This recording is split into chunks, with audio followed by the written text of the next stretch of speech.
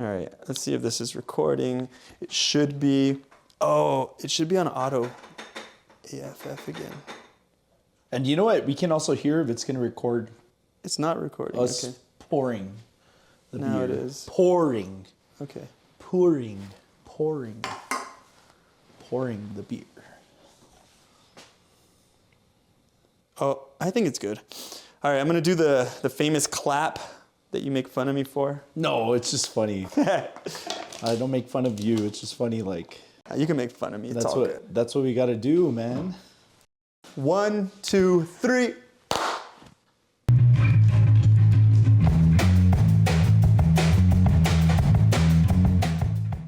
All right. Welcome to Hoppy Talk. Matthew Coles. Ricardo Razo. And we're doing IPAs. Yes. So right now, actually, let's take out the one that we're drinking already, right? Yeah, we decided to loosen up a little. Yeah. So we've already had 4 of these and I feel pretty good. I don't know about that many. So the one we have right now is Voodoo Ranger Juice Force IPA. I thought it was original, right? But their art is cool. It's just very similar throughout, right? I've never had this one. I love Voodoo Ranger. I've never had this one. Yeah. Dude, 9.5% volume. It tastes really good. Right? For 9.5% volume. I think so too. I give the art already a 10 out of 10. It's like an Air Force skeleton. Yeah, It's like the whole thing with a golden tooth, man. That's pretty cool. You know, I was behind a Voodoo Ranger truck. There's a distribution center on Rojas. And I drive down Rojas. I think it's on Rojas. It's Rojas before you get to 375, right? On the right. Yeah. Benny Keith. So I was driving behind. I took a picture. I don't know. It's cool. I love Voodoo Ranger. That's pretty cool. Cheers, man. Salud. Cheers.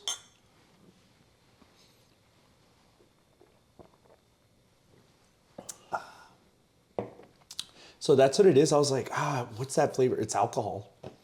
I taste the alcohol at the end. Ooh, like a liquor? A little bit.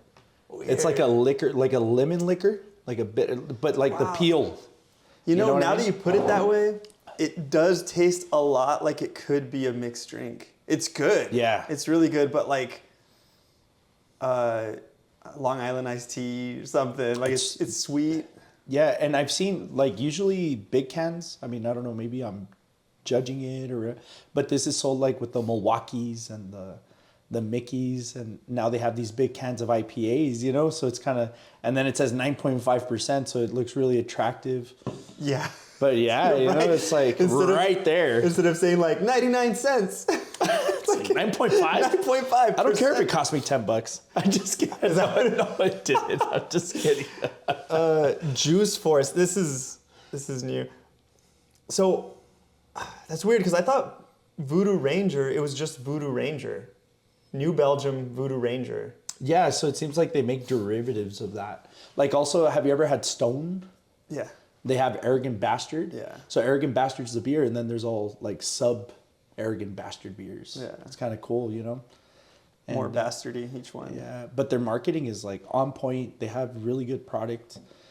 New Belgium Fat Tire, New Belgium Voodoo Ranger. Those are the more common ones, or the ones that I've seen and tasted.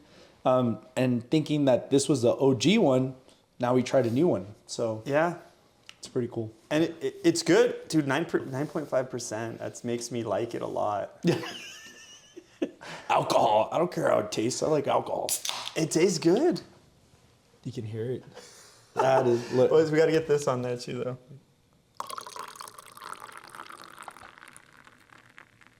Yum.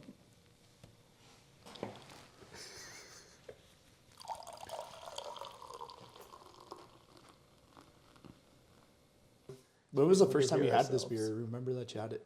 I've never had this one, but Voodoo Ranger, the first time that I remember really enjoying it was at Toro Burger. They have it on tap. And I was like, let me try that one. And I like IPAs. But I've never had this one. And so this one, I would describe it a little bit like Blue Moon and an IPA. I don't know. It doesn't taste that much like an IPA to me. When you said like a mixed drink?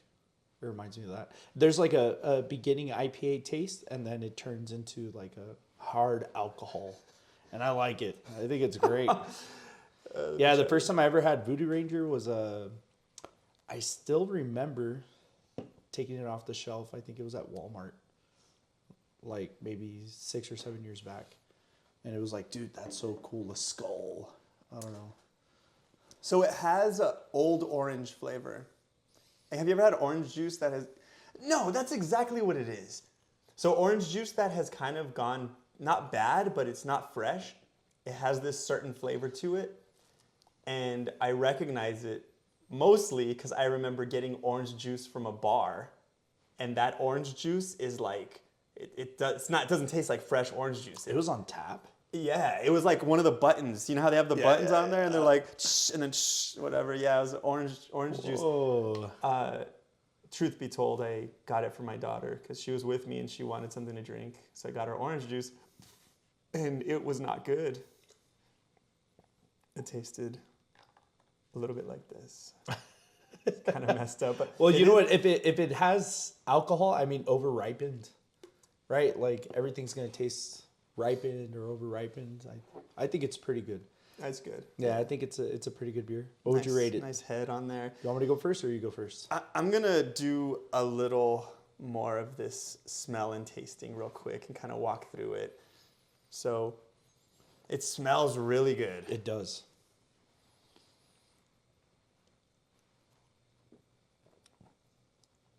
And then I'm a huge fan of like having a lot of head on top. It feels good in your mouth. Yep. When it's foamy and frothy. Yeah. And this one has that. Right now, drinking it more, that taste of orange juice that you're saying, I don't think it's as prominent. It starts kind of dying off. I think it's the first couple of sips, and right now it's growing on me. Like I could drink a whole can, another can, easily. I really like it. Yeah, but the aroma is spot on. I think, or at the beginning, the flavor's a little bit hard, and then it starts tasting really good. I like Voodoo Ranger original better. I haven't had it in so long. If I was craving an IPA, I definitely would not grab this. No. Would you? Like think about the St. Arnold's art car we had. That was a delicious IPA. This one is more like it tastes very orangey, but not like an IPA with subtle orange hints. It's more like a mixed drink. And technically, I just read it, so it's actually a hazy imperial IPA. What is that? Imperial tends to just have more alcohol. Yeah, like I mean, double imperial yeah, style, 'cause double triple. I think that art car was like 8.9 maybe. Yeah, and it's pushing like at the 9. Yeah. This one's 9.5. I mean, 9.5 is a lot. Yeah, I think That's this is more of a beer for like you said, you like it because of Yeah, that right there. Yeah. But overall, I would give this beer a 7. I would give it a 7. What are you gonna give it? It's all right, dude. Whatever you think. I'm just thinking like rating it as an IPA. I think I want to give it like a 6. Yeah. Yeah, because I don't like. Imagine if they just gave you a bunch of different beers and you were tasting them and you tried this one. Would you be like, oh man, this is a good beer? Not really. It has some sweet flavors, but I think I really like the smell. I think the smell overtakes more of the flavor. But I am big on aroma. Like Yeah. I enjoy that. it smells really good. It smells amazing. I'm just poured on myself. Just kidding. It'd be a good cologne, right? Yeah, it does smell good. Pineapple. Yeah, definitely. That's the smell in there Definitely. too. Pineapple, orange, what other tropical? Lemon. Yeah, very, very awesome. Very bright on the aroma. This reminds me a lot of like gin and juice or like a screwdriver. It does. Should I say this on camera? I'll say it. You gave me my first screwdriver. Or no, you gave me my first Cape Cod. Oh, probably That's at what it Dave's was. house. It was probably, yeah, it was at somebody's house or something. I was already 22 and I didn't know what it was. And what's it called? You're like, here, do you want a Cape Cod or a screwdriver? You offered me both. I was like, what's a Cape Cod? And you're like, oh, it's cranberry with vodka. Supposedly those are the healthiest alcoholic drinks. Not tequila? Maybe. But tequila's keto, which that's good, I guess. Vodka's potato, so it's not keto. But even though there's like hardly any sugar in it, or no sugar in some of them. Yeah, I don't know. I just know you can drink tequila, but you shouldn't drink vodka if you're keto. Oh, okay. Yeah. Yeah, but vodka has like 0 calories, and then cranberry juice is good for you. So you just mix them together, you get drunk.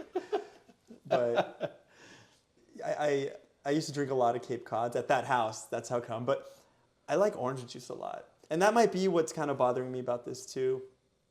Because one thing I didn't like about screwdrivers when I was younger was because orange juice is just so good.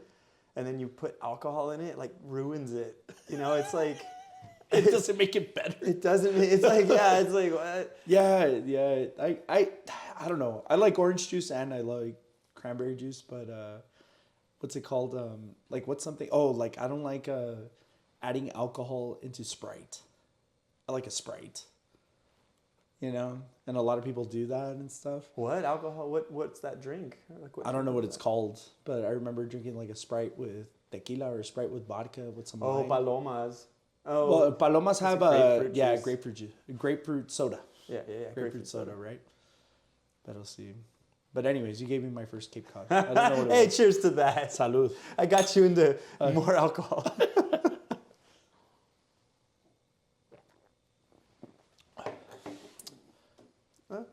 Should we do the next beer or no? Well, you can finish this off if you want. No. No, go for it. No. You like it. Just kidding. It's 9.5, dude. It really is. Yeah, I think I'm buzzing already. Yeah, definitely. There it is. Nice. That's some good foam. Let's see, dude. I like the way it just comes a few centimeters off the top of that glass. Hey.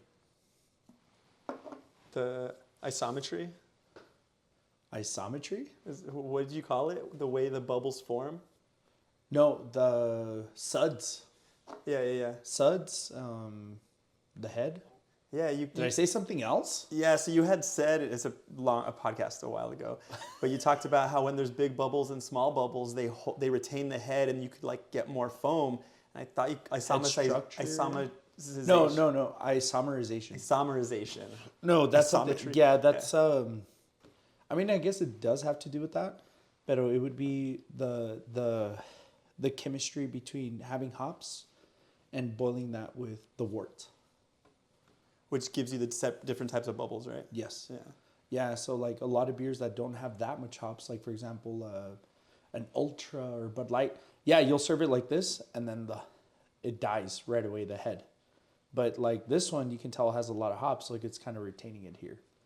Yeah, the isomerization. Isomerization.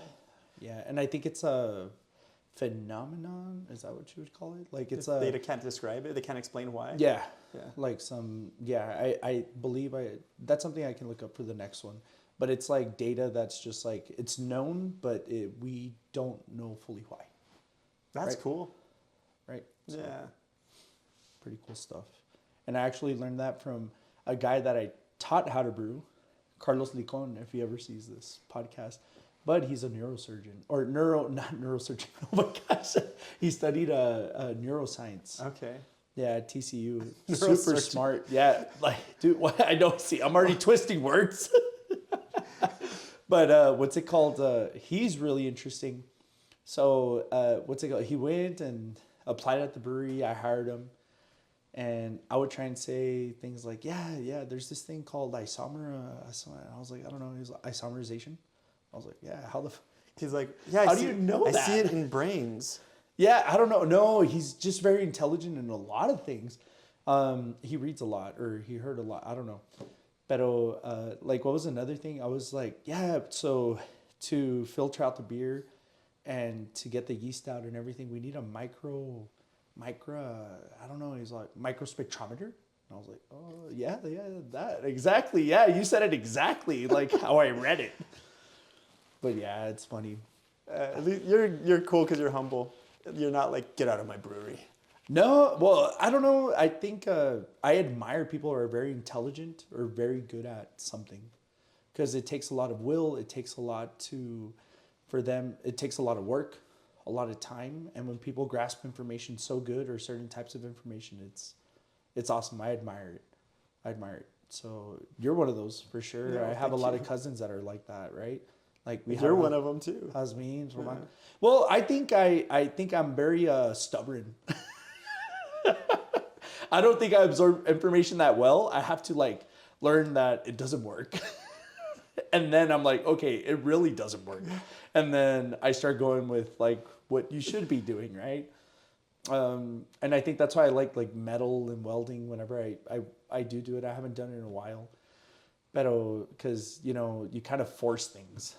You're forcing it to straighten out. You're forcing it to be what it needs to be. But things that can't be forced really frustrate me. Things, not people.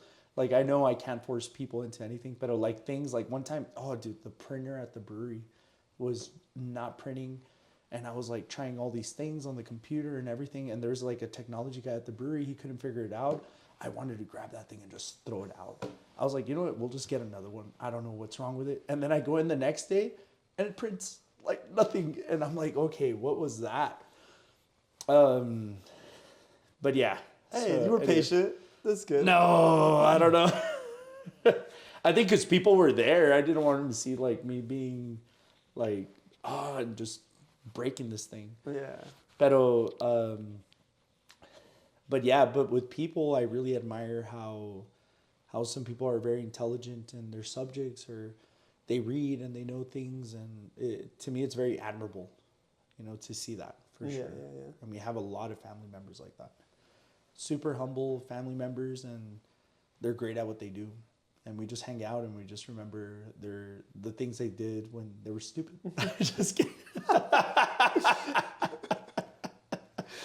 And we laugh about it, right? Yeah, you have to. Is, yeah. Cheers, brother. Hey, Salud. cheers.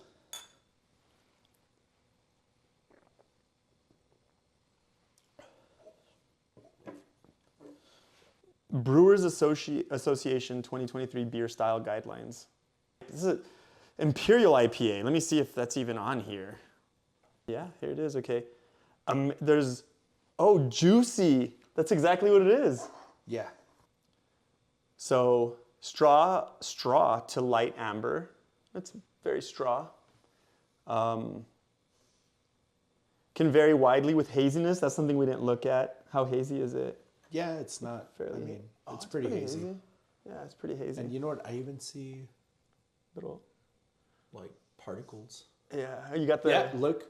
There's stuff at the bottom. You got the end of it. Can I see see it? them. Yeah, they're floating around in there. Yeah. Hop residue, probably. And then perceived bitterness high. I don't got that from this. You? No. It's not bitter. So it doesn't match up with this right here. But I think if it was more bitter, it'd probably be worse. Maybe. Although that is what I feel like it's missing. Like I was telling you, this doesn't taste like an IPA to me. If you got this, would you think it was an IPA without reading the can? Yeah. Why? But hazies. Hazies are like a different category of IPA. So a lot of the time hazies don't have super bitter, or you can have really bitter or less bitterness. And it wasn't considered a style till like 7-8 years ago. So there was a lot of hazy beers, hazy IPAs. What's it called? The BCJP Brewers competition. One of them, or there's a couple of big competitions that hazy IPAs were not even considered a style, because IPAs shouldn't have been hazy. And then they created a whole category for this. Mm-hmm. And then of course in there's subcategories like Imperial, Double, right? Juicy, whatever. So, interesting. Yeah. Do you know what original gravity versus Plato is? So I know original gravity better, but it's imagine like Celsius and Fahrenheit.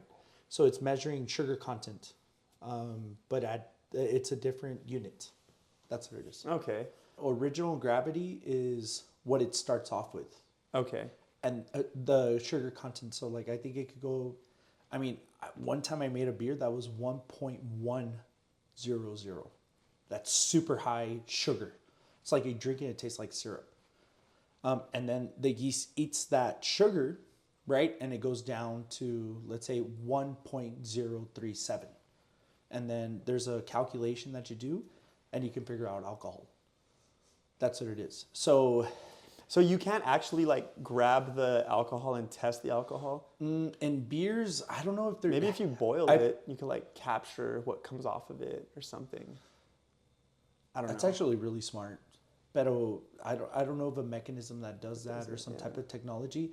For liquor, there is, because there's enough alcohol in it. In beer, there's not enough alcohol to just tell you the ABV, or at least the things that I've come across with. If there is, it's probably super expensive. Very expensive. Plato isn't a percent. Okay. Plato is a unit within itself. Okay. So this, yeah, I see. I don't know, maybe you could explain All this to the me. engineering people would like it, what I'm talking about. But let me see. Yeah, so it's saying alcohol by weight or by volume. So alcohol by weight is 6.7% to 9.6%. Alcohol by volume is 8.5 to 12.2. So it's two different measurements.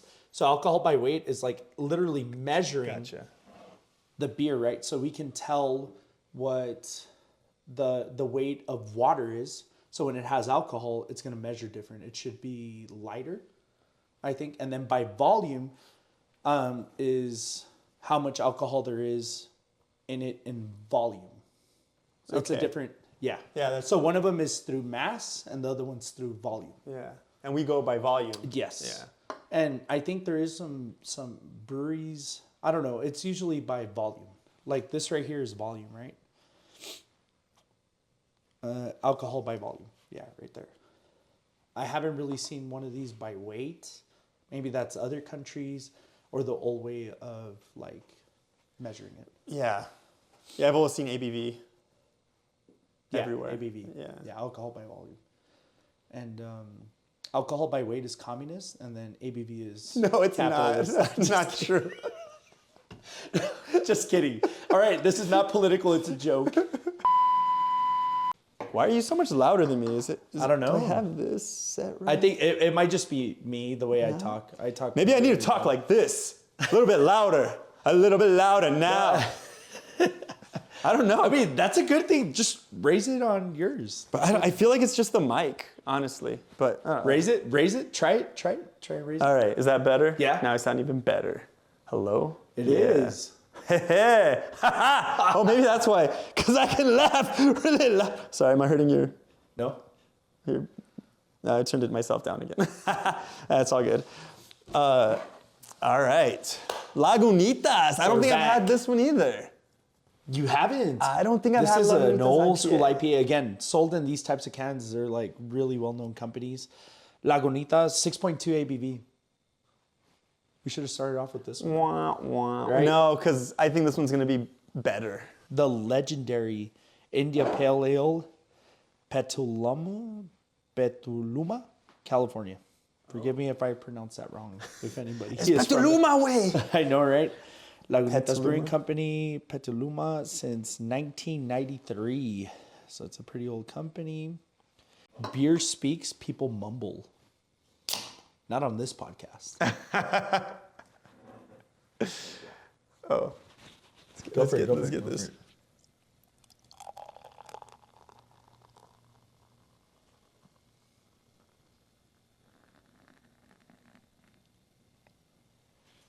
That is super nice. That is so cool.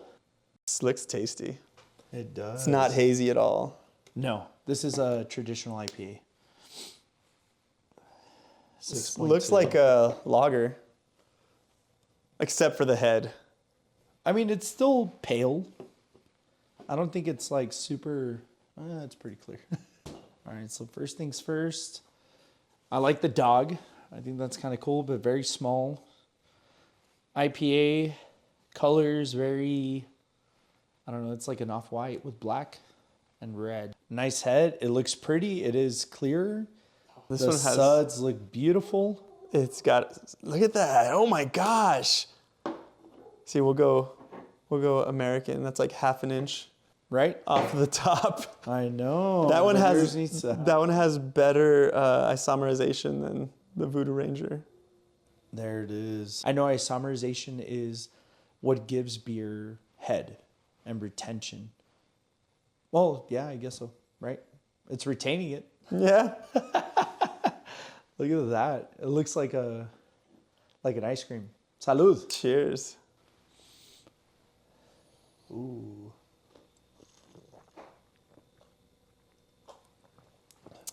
Super clean. Oh, that's good. I would choose that over that one any day. Really? This one, Me too. I get. You know, after I had this one, I'm like, this is good. Also, it is. If this one was 9%, it might not taste this good. Yeah. This one, that's impressive. This one's 9%, 9.5%. Was this one 6? 6.2. Yeah. But you know what?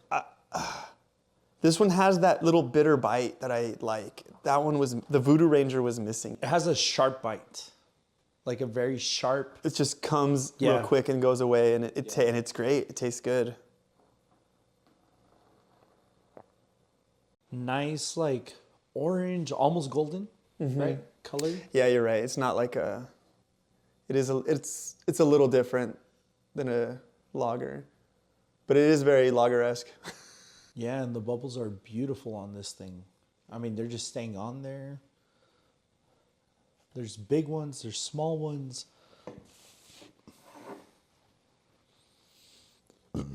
It smells. Excuse me. I know, dude. I burp a lot. I need to go to We the drink doctor, beer. man. I don't know. I guess so, right? It's like a very clean orange that I smell. Does this one have orange in it also? No, I think it's the hop. Oh, that's It right. gives, We like, talked about that. Grapefruit, orange flavors, a lot of citrus, right? Hops gives this citrus. I wonder if this one only has pineapple, but we tasted orange because of the hops. The Voodoo Ranger. the pineapple, the orange. There's new hops that are very innovative that give you those flavors without actually adding fruit, right? So like one that I like to use at the brewery, it's called El Dorado, and it has a lot of stone fruit, pineapple, mango. That's the one I put in the Nueva España. The hop has all those flavors. There's no fruit in it. Whoa. I used to put fruit in it, and up until like about a month ago, I was like, what happens if I don't put fruit in it? It's still Will it have fruity. the same fruit? It stayed fruity. That's very German purity laws of you. Yeah. Salud, Hey, salud. salud. Ahí estamos. So this one, like let's rate this one. This one has better lacing Definitely. than the other one. So you can see like lacing all the way to the top of the glass from where the foam was originally, where the head was, and it still has a good like 3 centimeters of head. That's nice. 2 centimeters maybe. And I don't smell this one too much. That one had I smell a lot of orange peel. The orange peel, not the sweetness of the orange, but like the bit. Like if you get a peel, have you ever had an old fashioned where they get a peel and they light it on fire? Boom, something like that. Not smoky, but like the initial orange that's sprouting out. That's what I smell. You know, there's something beautiful about like knowing what you're looking for. Like like an old fashioned sounds really cool just the way you described it. Mm. Like when I had an old fashioned, I didn't even think about any of that. But like in retrospect, that sounds really nice. Like just these little intricacies, these little details that are in there. Well, that's where I guess the quality goes up, or it depends what you're looking for, right? If you're just looking for like you know what, I want a drink, I want a Cape Cod. All right, cool. You know, it's not too complicated. Unless the cranberries were picked off the coast Something of like Italy that. and like. But even then, I've had some stuff like that, and it's not as good as like just fucking getting cranberry juice from Albertsons, you know, like, or it's like all that work for. But see, but that's what and that's my point. Because if you know that these cranberries were grown in like a certain dirt and all this other stuff, and you could kind of taste it, and you're drinking it and you're like, I taste that dirt. But you might not like the flavor of that dirt till you realize what is actually happening, and then you're like, whoa, that's really beautiful. Well, I think you appreciate the work.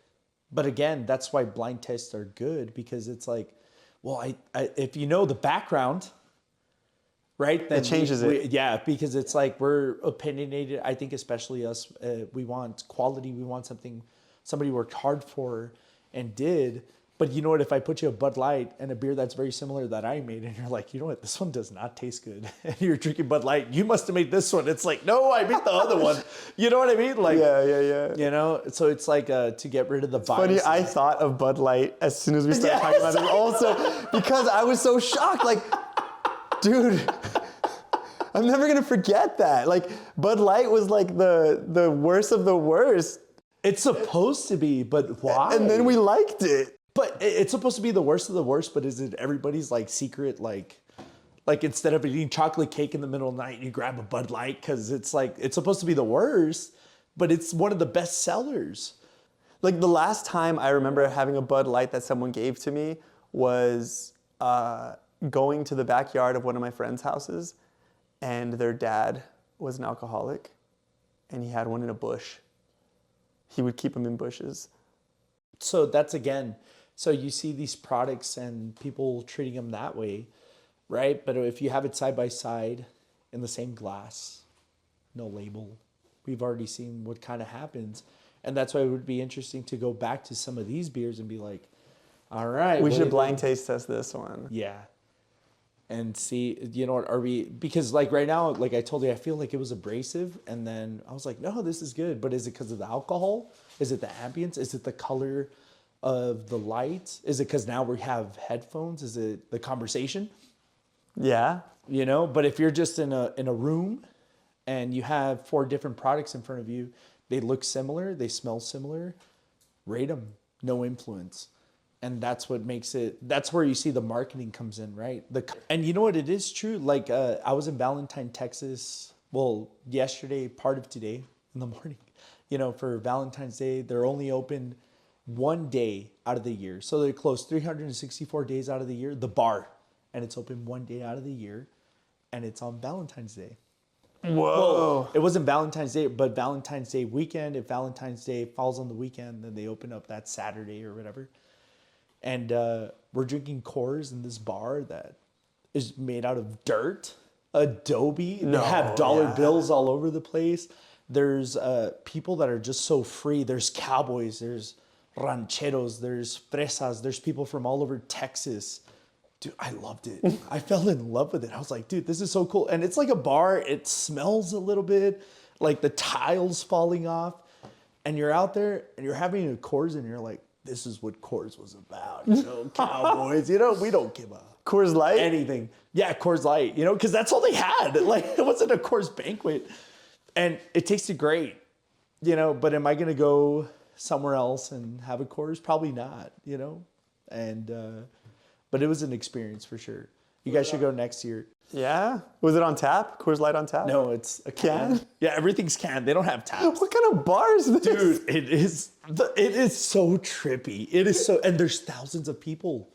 There's thousands of people, and this little bar can only hold, like, crammed like sardines, maybe 25 to 30 people. Everyone else was outside? And everybody else is outside. They're on the road. On Highway 90, they have... Dude, this is trippy. They have a, it's like a truck door, an old car door. It says bar open today only. And they stick it out there on the freeway. People are going in. Dude, it was an awesome experience. It was awesome. Yeah, shout out to the people from Valentine, Texas. I really enjoyed it. I mean, it's like, man, this is how, you know, people just gathered and drank. And that's where I do see it's not, like I mean, do you remember Big Flats? Did I ever tell you about that beer? No. It was a Walgreens brand beer. Big Flats? Made by Walgreens. Made by Walgreens. Okay. All right. Like for 24 or 20, I forgot the number. And it was like $7 for 20 of these beers. Whoa. Disgusting. Bad beer. terrible. If it was not cold, it would not go down the hatch. It was like bad. But with all my brothers and my friends and playing guitar in a fire, you know, It's the best beer. it's the best. It's the best, you know? But if you're drinking it by yourself, you're like, why am I doing this? This is terrible. But I've been in situations also where the most I've ever paid for a beer, I think, was like a Duvel, I don't know what, with all this stuff, you know? And I'm with people I really don't like. And I paid something like $45 for 12 ounces. Wow. At Where a was bar that? In Dallas. That's Remember, an expensive beer. I think it closed, but it was the Ginger Man bar. Do you remember the Ginger? Yeah, that one. I think they closed already. Somebody told me. But I remember paying for this expensive beer. And it was a cool place, but I was with people I kind of wasn't having a good time with. And it was like, this kind of sucks. And that's the only beer I had. And maybe because I didn't have any more money to pay for any more beer, you know, and it was just like, all right, let's go home. You know? I've never paid $45 for a beer. Yeah, it was ridiculous. It was like, I don't even know why I did that. You know? And then I've had... You have this story now. That's great. Yeah, a story. Finally, dude. Finally. But, yeah, so the point is people, right? The point is people. And even without beer, if you're hanging out with people that you love, I mean, that's the whole point of this podcast. We do love beer, you know, but more than anything, I would hang out with you even before we even drank beer. Yeah. But again, it's the experiences with people, the contact. And this could also be a conduit to meet new people. And that's what I've learned in the beer industry and the service industry. And I really, really mean that. Like, it's like the residual is cash, right? Who is it? Dave Ramsey. He says, you know, if you do a good job with your product and your service, people give you these certificates of appreciation with presidents on them, you know? But it's the thing, it's like, you know what, I don't know, this is what I've seen. It's like when people feel appreciated and they know the authenticity of you, of trying to meet them and all that stuff. Yeah, there is money in it, but that's not why I do it. I really seen the conduit, which is beer, to really meet people, to get to know them. And it's one of the best, you know, I get paid to party and meet people. It's awesome. I like that you call it a conduit. It's like a conductor of friendship and connections. Yeah, you know, it goes from the circuit box to the light. That's what it does. Hey, cheers to that. Salud. Salud. Good way to end it on. I think this one's like a 7. You think so? Yeah. It's good. I like it a lot more than that. You know what? Because I'm drinking it with you, I'm going to rate it an 8. No, I think it's I would give it a 7 also. Yeah. Yeah, You gave them both 7s. Yeah, I like them both equally.